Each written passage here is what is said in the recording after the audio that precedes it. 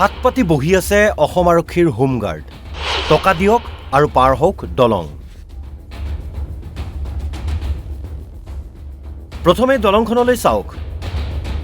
গুৱাহাটীৰ পৰা বৰাক সংযোগী ৬ নম্বৰ ৰাষ্ট্ৰীয় ঘাইপথৰ বৰাক নৈৰ ওপৰত থকা কাতিগড়া বদৰপুৰ সংযোগী দলং এইখন। দলংখনৰ উত্তৰ ফালৰ এটা অংশত মেলিছে ফাট।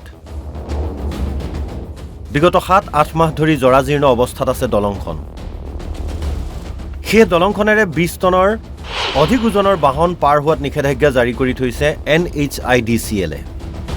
কিন্তু NHIDCL-ৰ নিষেধাজ্ঞাক ভেঙুচালি কৰি দলংখনত কৰ্তব্যৰত হোমগাৰ্ডে টকাৰ বিনিময়ত পাৰ কৰাই দিছে ৫০-৬০ টন ওজনৰ ট্ৰাক ডাম্পাৰ। কেমেৰাত বন্দী হ'ল হোমগাৰ্ডে ধন লোৱাৰ দৃশ্য। এতিয়া প্ৰশ্ন হয়, যদি দলংখন ভাঙি দুৰ্ঘটনা সংঘটিত হয়, ইয়াৰ দায়িত্ব কোনে ল'ব?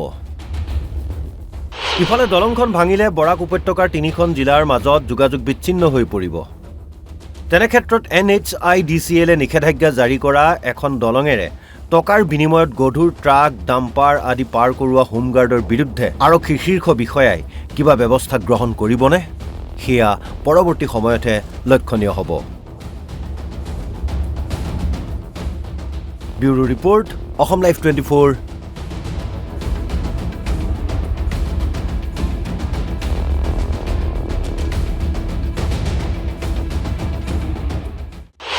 হাত পাতি বহি আছে অসম আৰক্ষীৰ হোমগাৰ্ড। টকা দিয়ক আৰু পাৰ হওক দলং। প্ৰথমে দলংখনলৈ চাওক। গুৱাহাটীৰ পৰা বৰাক সংযোগী ৬ নম্বৰ ৰাষ্ট্ৰীয় ঘাইপথৰ বৰাক নৈৰ ওপৰত থকা কাতিগড়া বদৰপুৰ সংযোগী দলং এইখন। দলংখনৰ উত্তৰ ফালৰ এটা অংশত মেলিছে ফাট। বিগত ৭-৮ মাহ ধৰি জৰাজীৰ্ণ অৱস্থাত আছে দলংখন। সেই দলংখনেৰে ২০ টনৰ অধিক ওজনৰ বাহন পাৰ হোৱাত নিষেধাজ্ঞা জাৰি কৰি থৈছে NHIDCL-এ। কিন্তু NHIDCL-ৰ নিষেধাজ্ঞাক ভেঙুচালি কৰি দলংখনত কৰ্তব্যৰত হোমগাৰ্ডে টকাৰ বিনিময়ত পাৰ কৰাই দিছে ৫০-৬০ টন ওজনৰ ট্ৰাক ডাম্পাৰ।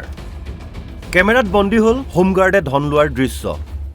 এতিয়া প্ৰশ্ন হয়, যদি দলংখন ভাঙি দুৰ্ঘটনা সংঘটিত হয়, ইয়াৰ দায়িত্ব কোনে ল'ব? ইফালে দলংখন ভাঙিলে বৰাক উপত্যকাৰ ৩খন জিলাৰ মাজত যোগাযোগ বিচ্ছিন্ন হৈ পৰিব। তেনেক্ষেত্ৰত NHIDCL-এ নিষেধাজ্ঞা জাৰি কৰা এখন দলঙেৰে টকাৰ বিনিময়ত গধুৰ ট্ৰাক ডাম্পাৰ আদি পাৰ কৰোৱা হোমগাৰ্ডৰ বিৰুদ্ধে আৰক্ষীৰ শীৰ্ষ বিষয়াই কিবা ব্যৱস্থা গ্ৰহণ কৰিবনে? সেয়া পৰৱৰ্তী সময়তহে লক্ষণীয় হ'ব। Bureau report, Assam live 24।